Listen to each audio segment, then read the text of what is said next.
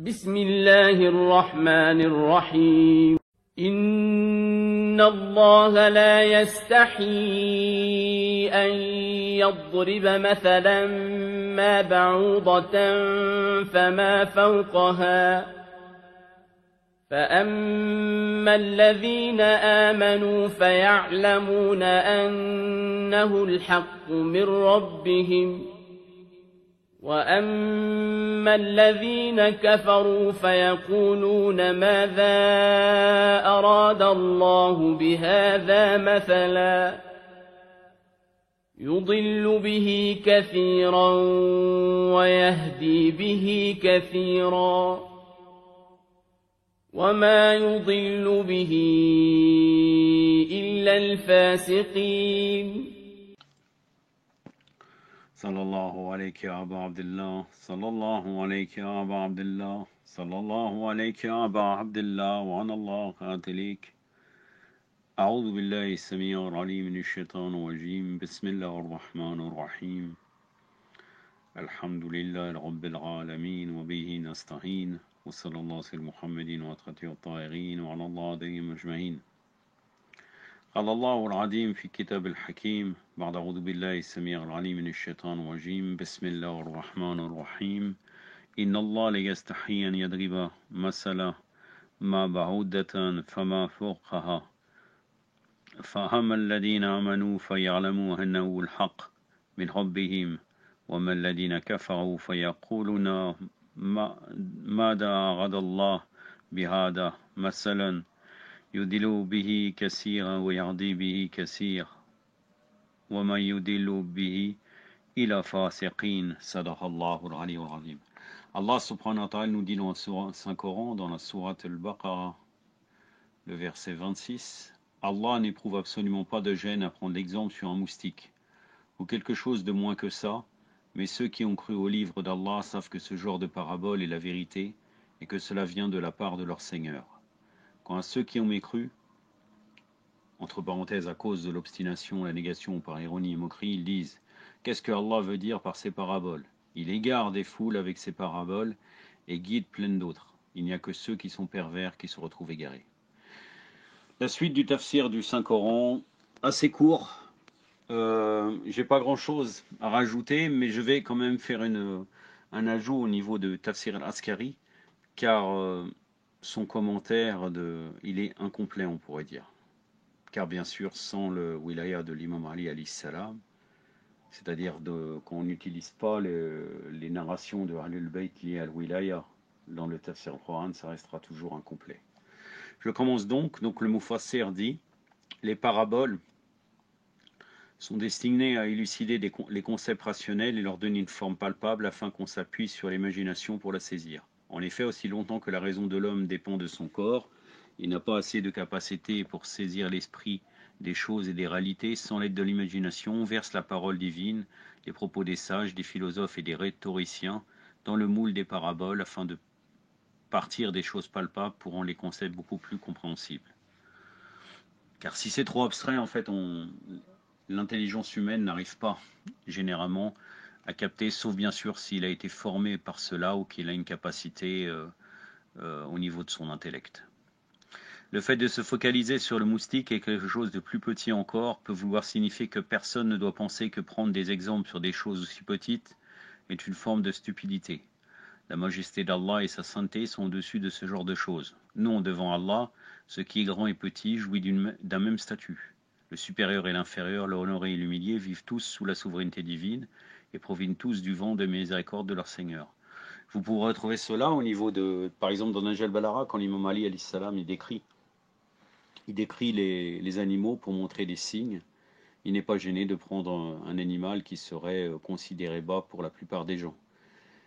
Et même si vous allez vers le Tawhid al-Mufaddal, donc l'enseignement de l'imam Sadiq alayhi salam qu'il a donné à Mufaddal ibn Omar concernant les preuves de la création pour prouver le créateur, vous allez retrouver certains animaux que peut-être on n'attache pas une importance, mais l'imam Sadiq alayhi salam montre la grandeur d'Allah à travers ces simples animaux. Bref, si vous regardez très bien, vous remarquerez que toutes les créatures, du plus grand au plus petit, forment les maillons d'une chaîne et que leur vie est reliée. Elles sont toutes sous la domination d'Allah. Elles sont tellement reliées qu'elles constituent un ensemble et accomplissent leurs obligations comme si elles formaient une même unité. Ils forment une communauté et servent tous la même cause. Peut-être l'allusion au moustique est une manière d'exposer sa grandeur et la sensibilité de sa création pour faire valoir des messages et le travail qu'implique la création d'un être aussi petit qu'un moustique. Il est écrit dans un hadith de l'imam Sadiq alayhi salam, le fait que Allah cite un moustique comme exemple avec tout ce qu'il a de minuscule va dans ce sens qu'il veut montrer que sa création est identique à celle de l'éléphant. Et c'est pour attirer l'attention des croyants pour qu'ils observent la finesse utilisée dans la création du moustique. Là, l'imam Sadiq alayhi salam nous parle de l'éléphant par rapport à sa trompe. Car le moustique, si nous l'observons avec un microscope, on verra qu'il pourrait avoir une ressemblance avec l'éléphant à travers sa longue pointe en fait, sa longue pointe avec lequel il pique. Ce commentaire, c'est dans Nour al-Saqalayn, donc de l'imam Sadiq le hadith, Nour al-Saqalayn, volume 1, page 45, le hadith 65. Dans une autre partie du Coran, Allah dit, ne médite-t-il pas sur le chameau pour voir comment il a été créé? Surat al-Ashira, donc celle qui enveloppe le verset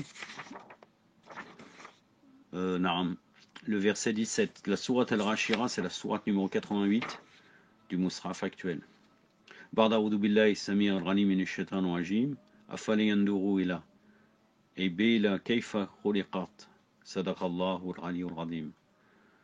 Amir al-Mu'minin alayhi salam a une explication particulièrement pertinente dans le Nahj al-Balagha à ce sujet. Même si toutes les créatures vivantes du monde se réunissent, collaborent ensemble, elles ne pourront pas créer quelque chose de la dimension d'un moustique. Bref, leur cerveau ne sera même pas capable de percer le secret de la création de ce petit animal extraordinaire.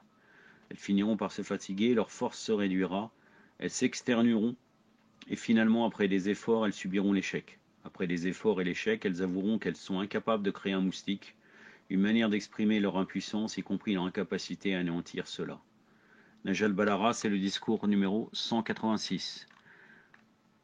Le verset continue, donc dans le verset numéro 26. Ceux qui ont cru savent que les paroles d'Allah sont pleines de miracles et que cela provient de la source de la révélation d'Allah.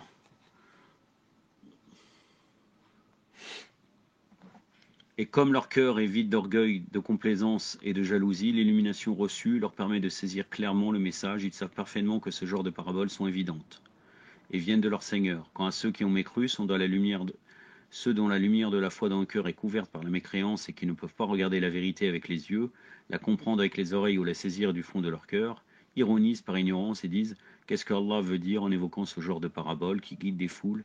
et gare beaucoup d'autres.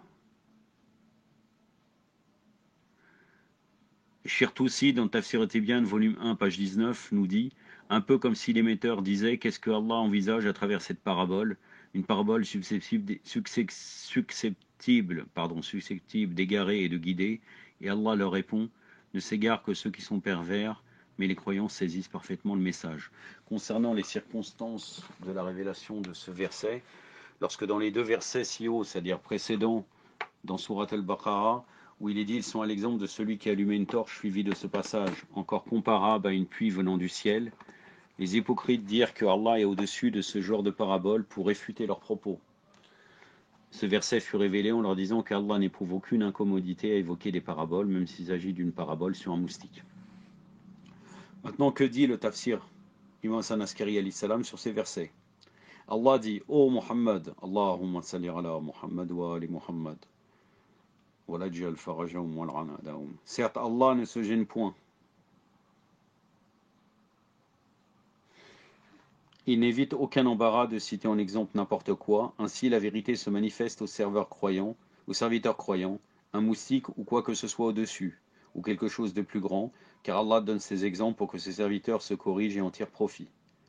Quant aux croyants en Allah et à l'autorité de Muhammad sallallahu alayhi wa sallam et Ali alayhi salam et leur progéniture purifiée, alayhum salam ajma'in, acceptant les ordres, les informations et situations du messager d'Allah, ainsi que de Ali alayhi salam, et qui ne s'opposent pas à eux dans leurs affaires, n'interférant pas dans leurs secrets, ne divulguant rien qui leur été donné dans la confiance de la part d'eux sans la permission. Ils savent bien, ces croyants avec de telles caractéristiques savent qu'il s'agit de la vérité venant de la part de leur Seigneur, et voulant manifester la vérité, expliquer les affaires. Quant aux infidèles, ceux qui ont rejeté ce que Muhammad sallallahu alayhi wa sallam a dit à propos de Ali alayhi salam en demandant pourquoi et comment, et ont évité ce qui leur était ordonné de faire. Ils se demandent qu'a voulu dire Allah par un tel exemple. Par cela, nombreux sont ceux qui l'égarent et nombreux sont ceux qui le guident. Ceux qui n'ont pas cru ont dit Allah a causé beaucoup d'égarements avec ces exemples, mais a aussi guidé beaucoup par eux. Ce qui signifie quelle est la signification de ces exemples, parce qu'il en a fait profiter beaucoup en les guidant, mais on a aussi égaré beaucoup.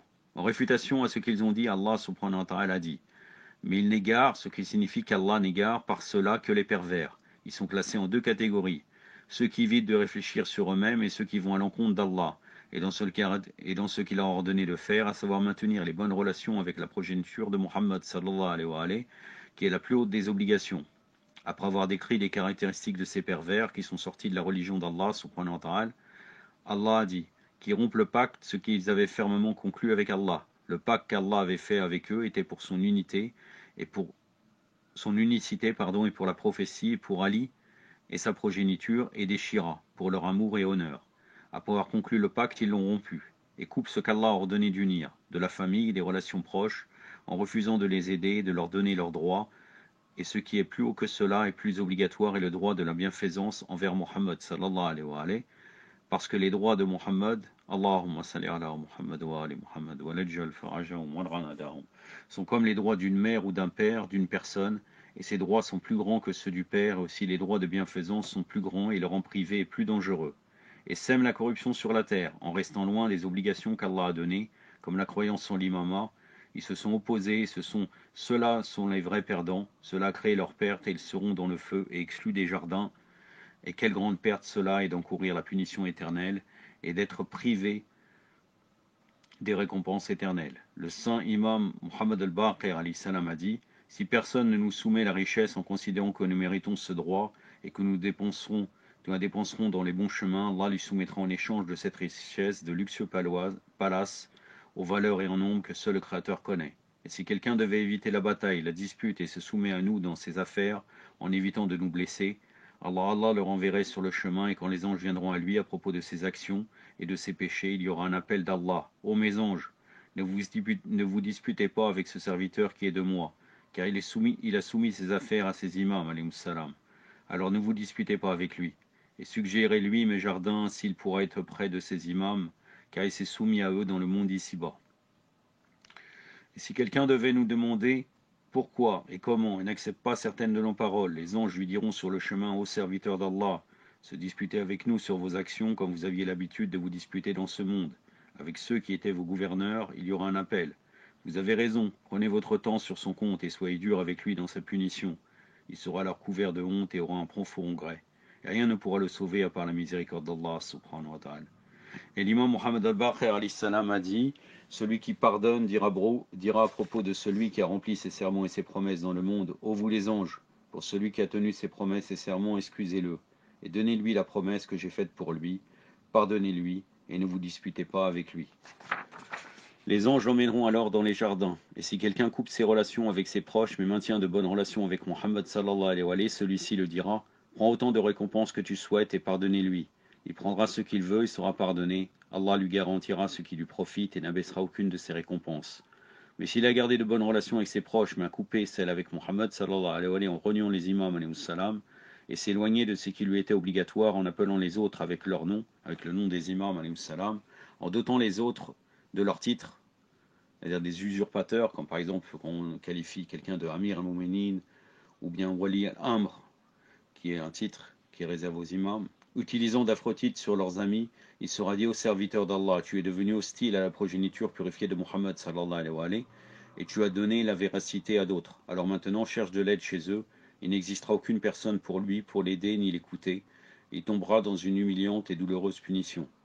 Le saint imam Muhammad al-Baqir alayhi salam a dit, celui qui nous appelle par nos noms et se réfère à nous par nos titres et ne remet pas à nos adversaires nos noms et ne leur donne pas nos titres, sauf dans des cas de nécessité, c'est-à-dire taqiyya, dans lesquels nous appelons nos ennemis par nos titres et noms, alors qu'Allah Tout-Puissant nous dira le jour du jugement, demandez-moi tout ce que vous voulez pour vos amis, nous demanderons à Allah Tout-Puissant ce à quoi la valeur est si grande que tout le monde semble comme une graine de moutarde devant les cieux et la terre.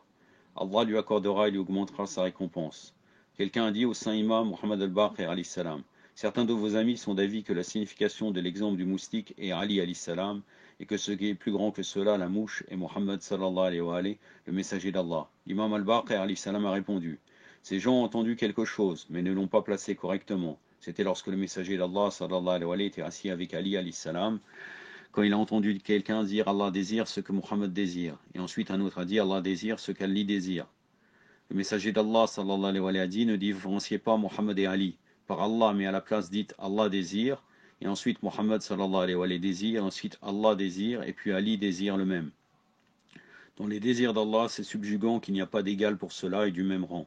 Et Mohammed sallallahu alayhi wa alayhi n'est pas dans la religion d'Allah, sauf comme une mouche volant dans ce vaste royaume. Et Ali n'est pas dans la religion d'Allah et sa puissance, sauf comme un moustique dans ce royaume. Malgré cela, les vertus que Allah, le majestueux, a garanties à Mohammed et Ali sont telles que les vertus de toute la création, du premier au dernier, ne peuvent les égaler. Allahumma salli ala Muhammad wa ali Muhammad. C'est ce qu'a dit le messager d'Allah dans l'explication de la mouche et du moustique. Alhamdulillah Rabbil Alamin, que nous avons le tafsir lumineux des narrations de Muhammad wa Ali Muhammad pour vraiment compenser le manque qu'il y a dans les êtres humains qui commentent le Coran avec leur manque. Alhamdulillah Rabbil Alamin, vraiment, s'il n'y a pas le tafsir de Muhammad wa Ali Muhammad, nous serons dans la perdition. أكتفي بهذا القدر وصلى الله على محمد وعلى آله الطاهرين والسلام عليكم ورحمة الله.